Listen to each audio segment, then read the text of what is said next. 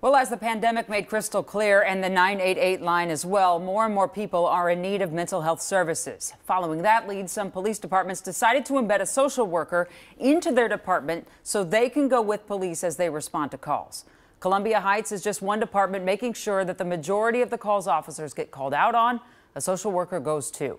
Sharon, the program's been going on a year now. What are they seeing in terms of results? Well, Jana, the city of Columbia Heights is small, 3 square miles, 20,000-ish residents, currently 28 police officers, and they say their decision to have 2 full-time social workers on their calls has brought dramatic improvement in many measurable ways.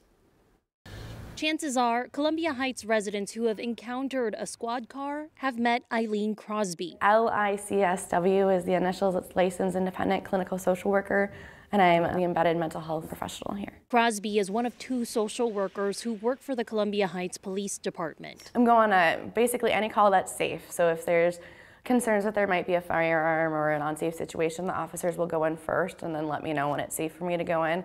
But otherwise, I'm right along with them, responding with them. And do you find that people respond well to your presence? Yeah, most people do. I think it's nice having somebody not in uniform and somebody that is an expert in mental health, so can really address the mental health concerns that people sometimes have. Do you think police officers are equipped to handle these mental health calls? So our officers go through 40 hours of crisis intervention training, and then we have continuing education on it. And they do a pretty good job, but I think on the level that we're seeing now and some of the people, the community needs, and I think the biggest part is just connecting people to resources. So I think social workers are far better equipped to handle these calls. Crosby says she has made contacts with nearly 2,000 people in the year she's been with the department, with 457 individuals served. Since the program started, Canvas Health, which employs Crosby, saw a 70% increase in calls from Columbia Heights, meaning that amount of people ended up connected to resources without having to call 911. Captain Matt Markham says the most remarkable difference came in the form of reduction of use of force during transport holds, when an individual needs help but refuses to go into an ambulance. And that creates a situation where an officer might have to use force to get that person in an ambulance. And we were seeing that a lot of our use of force was these transport holds. So how can we reduce that, and then how can we reduce some of the burden from the officers? So the social worker was the perfect program for that. Now, if Crosby is on the call that needs a transport hold sign-off, she is responsible. And the impact on use of force was dramatic in the first 6 months. Out of 104 calls, the use of force was only used on 1 transport hold. Crosby says she hopes she can continue to have a positive impact on the community. I don't come on the scenes with any agenda. I come on to see what is going on and where I can help.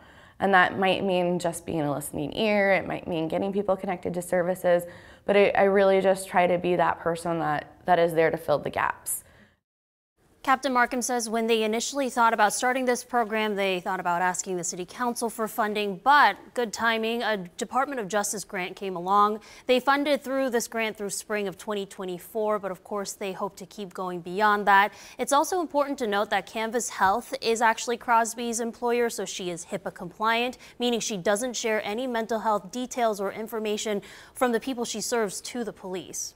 Wow. Well, we have heard this talked about, especially in the metro area, for years, and that's some good evidence that at least in Columbia Heights, it really works. Yeah, and they really focus on the fact that this is all a small part in rebuilding trust with the community, so that was an important thing too. Right, and they were really respectful of each other's role. That was nice too. Nobody didn't want somebody to come along. Together but separate. Yep. All right. Thanks so much, Sharon. Really interesting.